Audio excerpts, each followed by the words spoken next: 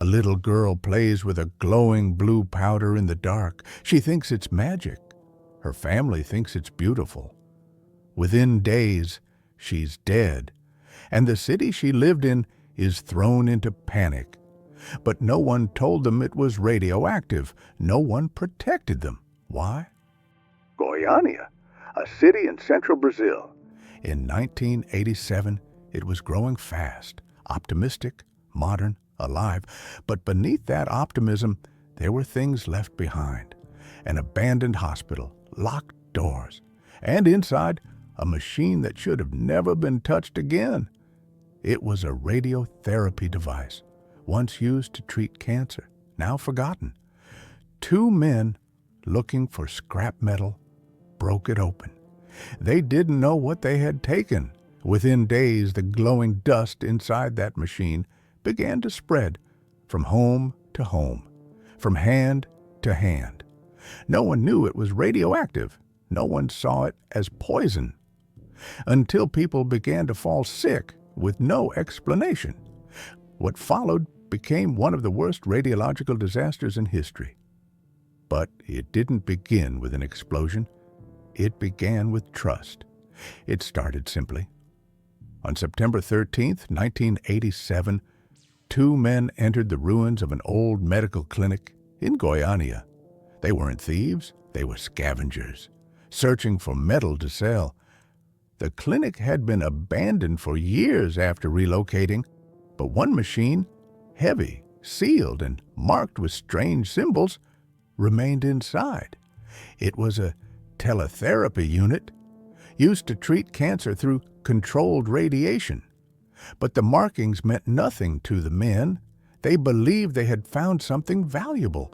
With hammers and screwdrivers, they dismantled it, piece by piece. It took days. Eventually, they reached the core.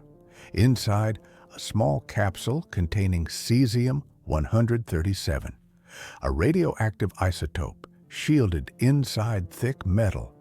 They cracked it open, and that's when it began.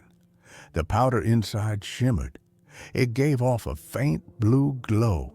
It didn't burn, it didn't smell, it didn't warn them. It was beautiful. One of the men, attracted by its light, touched it with his bare hands. He didn't feel anything. He took it home. Over the next several days, friends and family visited. Some came to see the strange glowing powder. Others handled it. Some even rubbed it on their skin. It passed from house to house like a secret. Children played with it. One girl, Lady das Neves Ferreira, just 6 years old, smeared it on her body the way a child might with glitter. She had no way of knowing it was deadly. The symptoms didn't appear all at once. At first, it felt like the flu, nausea, vomiting, fatigue. People blamed spoiled food or a seasonal illness, but it didn't go away. It got worse. The man who first broke open the capsule developed painful lesions. His hand swelled. His skin began to peel. Soon he couldn't move his fingers. Still, no one connected it to the powder. At the scrapyard where the capsule was sold, workers handled the metal pieces without gloves. They loaded them onto trucks. They carried them home. Radiation doesn't need a wound. It enters through skin, breath, and blood. And once inside the body, it begins to destroy from within. It took 16 days for authorities to realize what had happened. A local physician, suspicious of the unusual symptoms, contacted health officials. Eventually, the Brazilian National Nuclear Energy Commission intervened. By then, the contamination had spread through several neighborhoods. Entire families were exposed. Objects were touched, surfaces stained, water polluted. The powder was invisible again, no longer glowing, just quiet and everywhere. When government teams arrived, they brought Geiger counters, devices that measure radiation. In one home, the readings were so high, the workers were told to retreat. The house had to be demolished. The soil beneath it was removed, and still the contamination lingered. Panic spread through Goiânia. People feared their neighbors. Fear turned to anger. Some wanted the victims removed from the city. Others refused to share water or food. Even medical workers, those treating the exposed, faced stigma. A few were asked not to return to their apartments. Some were accused of spreading the contamination. But the victims had no choice. Lede, the 6-year-old girl, was hospitalized. Her condition deteriorated rapidly. Her limbs developed necrosis. She cried from the pain. Doctors did what they could. But Cesium-137 doesn't give second chances. On October 23, 1987, Leda died. She was buried in a lead-lined coffin. Her funeral was surrounded by riot police. Some in the community protested, afraid her body could still pose a risk. They didn't understand the science, but their fear was real. 4 people died directly from radiation exposure in the first month. Hundreds were contaminated, thousands were screened, and the psychological damage was beyond measure. Entire homes were destroyed. Personal belongings, clothes, photographs, furniture were incinerated, not because they were dirty, but because they were radioactive.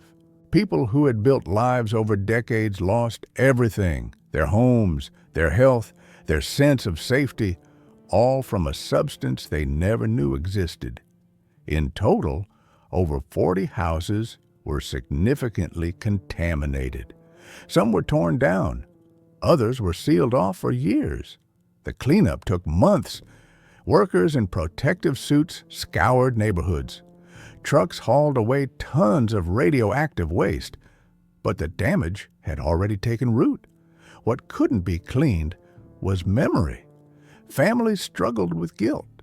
The scavengers had no idea what they had found, but their actions set off a chain that couldn't be undone.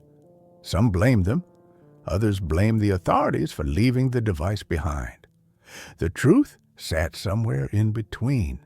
The machine had been stored improperly, warning signs were ignored, and oversight had failed. It wasn't one decision. It was many small failures, each one invisible until it wasn't. The Cesium-137 disaster didn't unfold in a single moment. It moved slowly, quietly, from person to person, from trust to harm. And by the time it was visible, the damage had already been done. After the radiation was measured, after the streets were swept, the silence began. Most of the headlines faded within weeks. But for those who lived through it, the disaster never truly ended. The survivors were left not only with damaged bodies, but with a deep, lingering isolation. Some were burned inside and out. Others were never physically harmed, but still lost everything. Marisa, a young nurse, helped care for victims during the emergency. She followed every safety protocol. She wore protective clothing. She washed and washed again. And yet, when she returned to her apartment, her neighbors asked her to leave. They worried her presence alone could poison the building. She tried to explain. Radiation isn't contagious. It doesn't cling to the healthy. But the fear was stronger than facts. She moved out the next day. That story wasn't unique. Many who were only exposed indirectly through helping, cleaning, caring, were still treated as if they were contaminated. Children were pulled from schools. Families were evicted. In some places, people from Goiânia were refused service in shops. Taxi drivers avoided the city entirely. There were no sirens, no warning alarms. But socially, the people marked by cesium were treated as if they were toxic. Inside the city, entire neighborhoods changed. Rua 57 was once a regular street in the working-class neighborhood of Aeroporto. After the contamination, it became a reference point for fear. One house, belonging to Ivo Ferreira, Leida's father, had been at the center. It was demolished. So was the home of his sister, where the powder had first been handled. Ivo never returned to that street, his family scattered. Leida's death had not only taken a child, it had fractured a home. In interviews years later, Ivo still spoke with hesitation, not because he didn't remember, but because he remembered too much. He said he couldn't forgive himself, even though he hadn't known, even though he had only tried to protect his daughter. Grief like his doesn't ask for logic. It simply remains. For the scrap workers who first discovered the capsule, life became a quiet punishment. One of them, Roberto dos Santos, survived, but suffered severe injuries. His hands bore scars that never healed. The bones in his fingers deteriorated from within. He couldn't hold tools anymore. He couldn't return to work. In public, he was often recognized, not with sympathy, but suspicion.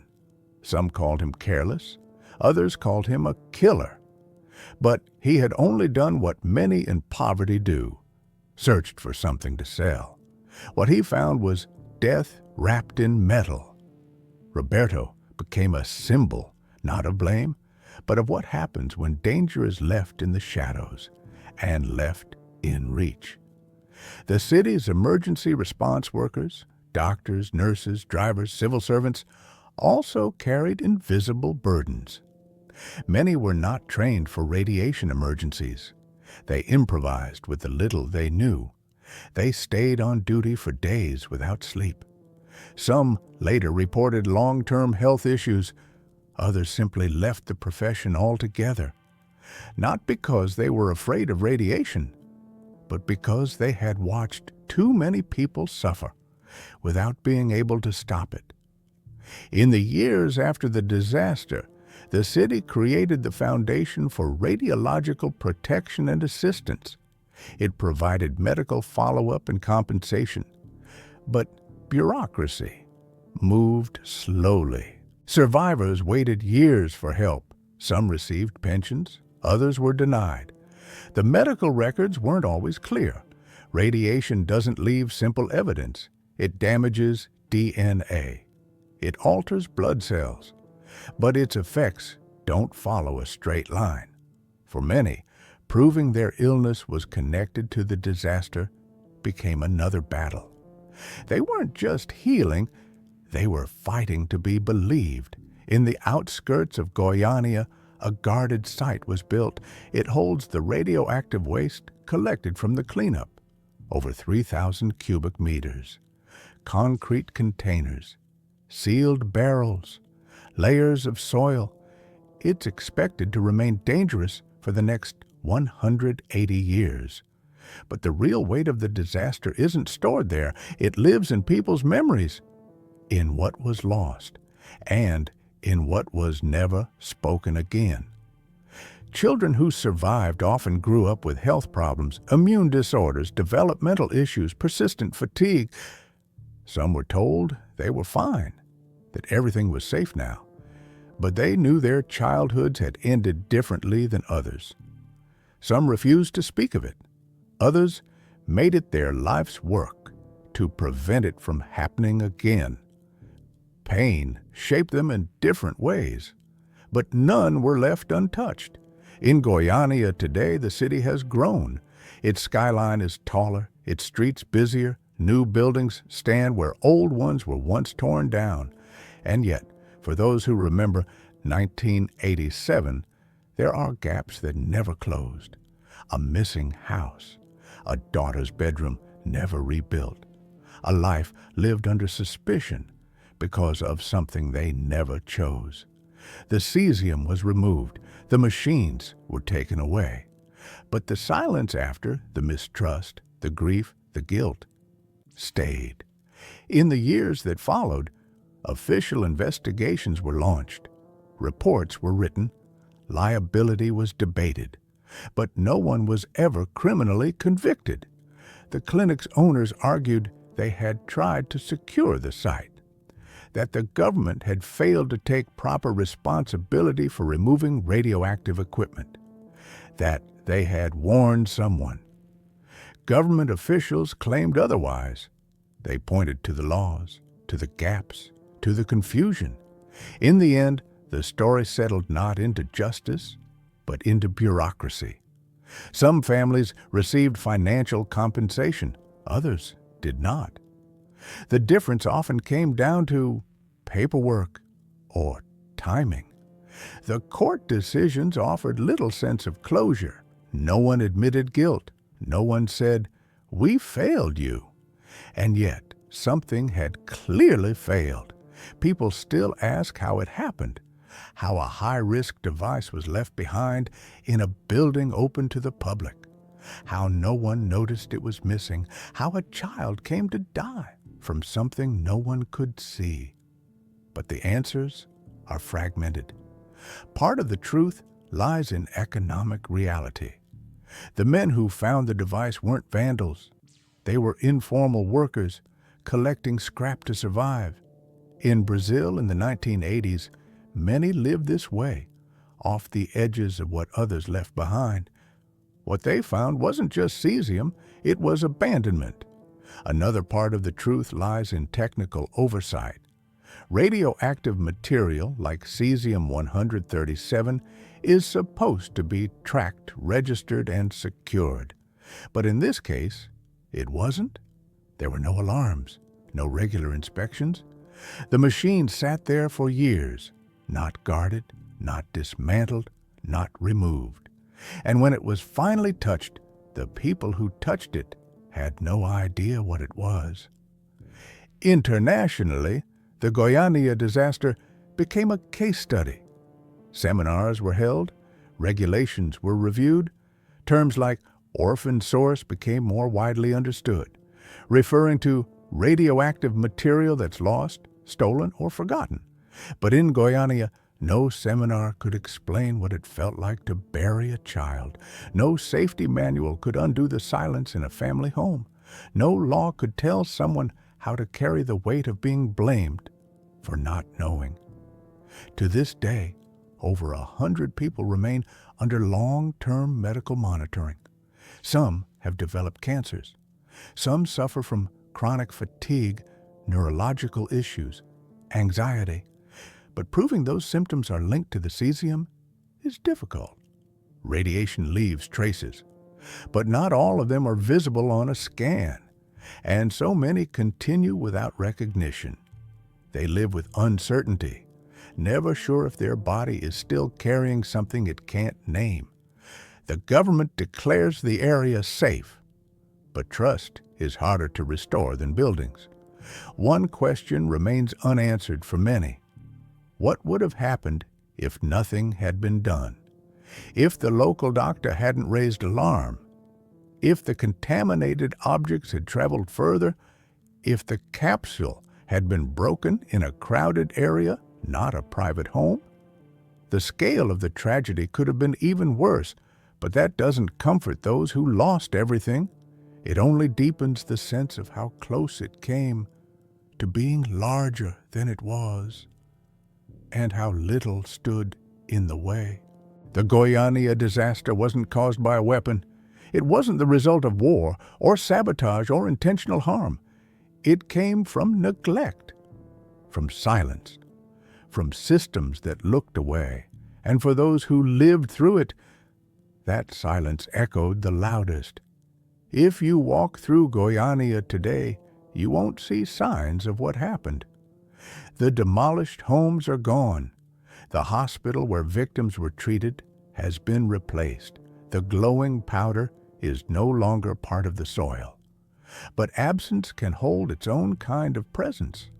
In some corners of the city, people still hesitate to speak of 1987, not because they don't remember, but because remembering brings back too much. There is no memorial for the victims in the city center, no statue for the children who were lost, no public space that invites silence, or grief, or reflection. Some say it's because the disaster became a source of shame. Others say it's because the pain was never fully acknowledged, and perhaps both are true. What does it mean for a tragedy to fade from public view while still living into private memory? For survivors, trauma doesn't end when the news cameras leave. It lingers in quiet details: the scent of iodine, the fear of medical tests, the instinct to explain yourself when people ask where you're from. For a father, it lingers in a bedtime story that was never finished. For a nurse, in a uniform she never wore again. For a city, in a year that still feels like a wound. We often think of danger as loud, as explosive, as visible. But the most enduring harm in Goiânia was invisible. Not just the radiation, but the abandonment, the distrust, the forgetting. What this story reveals is not only the fragility of safety, but the cost of silence when safety fails. Today, Cesium-137 is still used in some medical equipment around the world. It's stored in hospitals, labs, and machines designed to heal. In most cases, it is protected, tracked, contained. But the risk doesn't come only from the substance. It comes from the systems meant to guard it, from the human gaps in those systems, and from what happens when responsibility is passed along until no one sees it anymore. The Goiânia disaster was not inevitable. It wasn't random. It was preventable. But the people who suffered its consequences were not the ones who had the power to prevent it. That is the weight they carry still. Some wounds are caused by radiation, others by how long it takes to be seen. What do you think helps communities truly recover, not just physically, but emotionally, after a silent disaster like this?